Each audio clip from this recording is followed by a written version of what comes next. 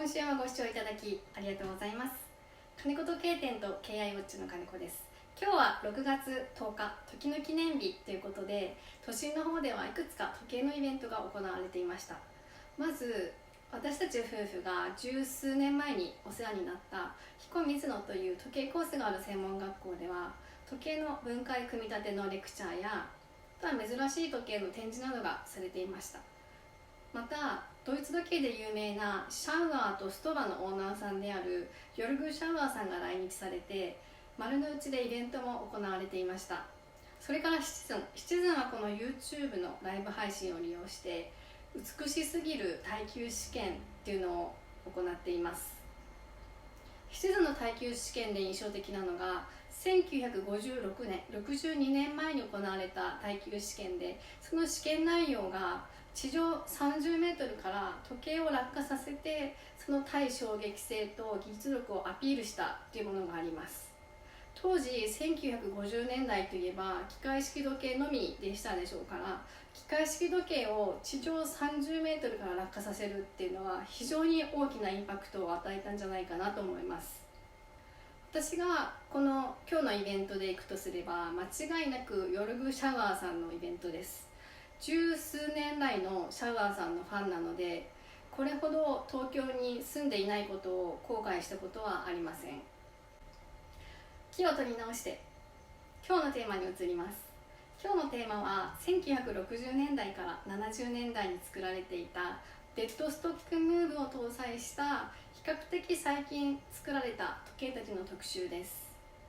比較的最近と申しましても1990年代から2000年代くらいのものがほとんどで、その頃はエポス、ゼノ、ジャッケートアール、オーガスト・レーモンド、ストーバなど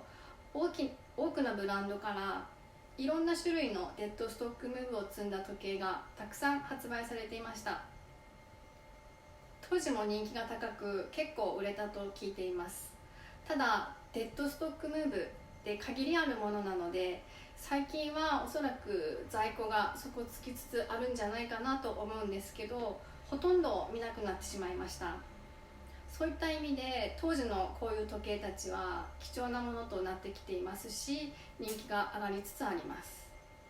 今回買い取りさせてもらいました4本のデッドストックムーブの時計たちについて今日は説明させていただきます。よかったらご覧ください。まずこういったデッドストックムーブが入った時計の良さとしまして、当時デッドストックの状態で機械が入ってますから、機械自体の状態がいいということと、アンティーク時計にほとんど裏付けの使用っていうのはなくって、裏付けにしようと思ったら何万もコストがかかってしまいますが、こういった時計は最初から裏付けで古い機械を見て楽しめるっていう良さがあります。また比較的最近作られたモデルなので、日常生活以上の防水があるものがほとんどですし、まだメンテナンスがメーカーで可能かもしれず、その安心感もあります。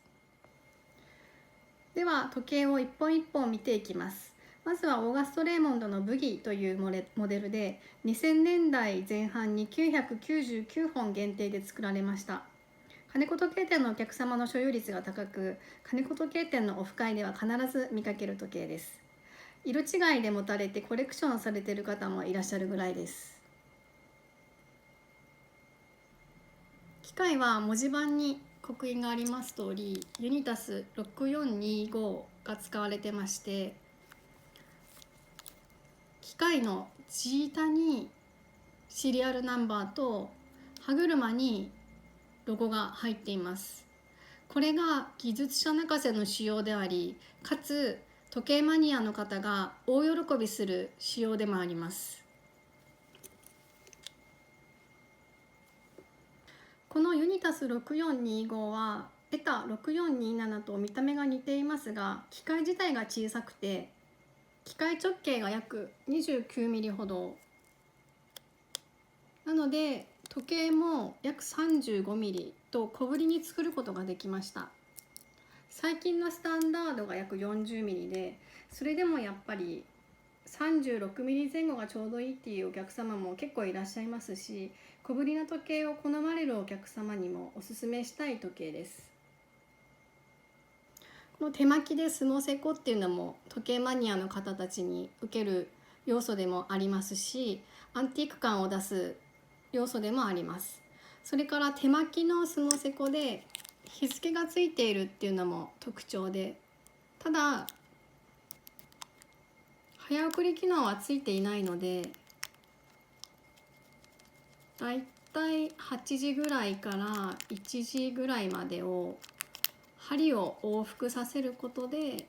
日付の早送りをします。これもヴィンテージムーブメントの特徴でもあります。シャウアーさんつながりで紹介しますと、ストーバのマリーンというシリーズにもユニタス6425が使われているものがあります。次に私が大好きなシャウアーさんが作ったシャウアーの時計です。2006年頃、定価38万5500円で発売された GMT インディビジュアルというシリーズです。世界限定60本。機械はドイツのムーブメントメーカーであるドローベ社が1970年代に作ったキャリバー7421が入っています。このドローベはドゥローベとかドゥロベとか言われることもありますけど、呼びやすいのでドローベと言わせてもらいます。もともとはラコ用のムーブメントメーカーで、なのでラコに入ってるものもたまに見かけます。最大の特徴はこのブラックコーティングで、これはシャウアーさんが独自に仕上げたものです。一つ一つ部品にブラックコーティングかけていくのはかなり手間がかかる作業で、さらにこの黄緑のドローベっていうロゴが私はセンスいいなと思って個人的に好きな部分でもあります。機械のブラックコーティング仕上げは時計全体を見ても少なくて、シャウアーのデジタル2、あとはウブロの一部の機械であるとか、このシチズンの1970年代のブラッキーっていうシリーズであるとか、本当に限られたモデルしか思いつきません。GMT の都市表示は東京とアメリカのアラスカ州にある首都か、それからフランスのリヨンです。あえてニューヨークとパリと書かれないところがマニアックで個性的で面白いなと思います。最後にまたオーガスト・レーモンドの時計です。こちらもデッドストックムーブが使われていまして、機械はスイスのムーブメントメーカーであったアシールド社 AS キャリバー1727が搭載されています。アシールド社もエタに吸収されてしまったので、今は亡きムーブメントメーカーとして大変貴重なものです。もともとジャンピングアワー方式ではないので、メーカーの方で仕様変更がされています。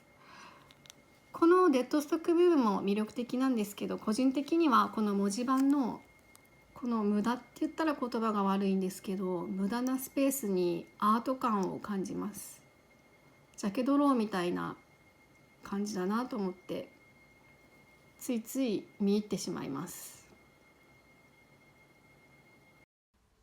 ユニタスはもともとオーガスト・レーモンドのムーブメント製造部門だったこともあり、オーガスト・レーモンドからはユニタスのデッドストックムーブを使ったモデルが他にもたくさん販売されています。時計の説明は以上となります。なぜ私がそれだけシャワーさんのことが好きかって言いますと、まず彼自身がオーナーとして自分が所有するブランド、自分が作った時計、自分が販売する時計たちについて直接語ってらっしゃるっていう点、またオーナーさん、シャワーさん自身が直接時計の製作に関わってらっしゃるっていう点、それから十数年来語ってらっしゃる時計哲学や時計へのこだわり、信念などに共感する部分があるからです。いつかドイツのシャウアーストーバの本社に行ってみたいなと思っています。最新の情報によりますと、今回のイベントで日本のファンについて聞かれた時に、高い品質を求めハンドメイドが好き、目利きとセンスは世界一だと思う、僕の努力も理解してもらえるので一層汗をかかなくてはと感じる、時に厳しい意見もプラスの刺激になるとおっしゃったそうです。これからもブレずにいい時計を作っていっていただきたいなと期待しています。また来週もご視聴いただけると嬉しいです。ありがとうございました。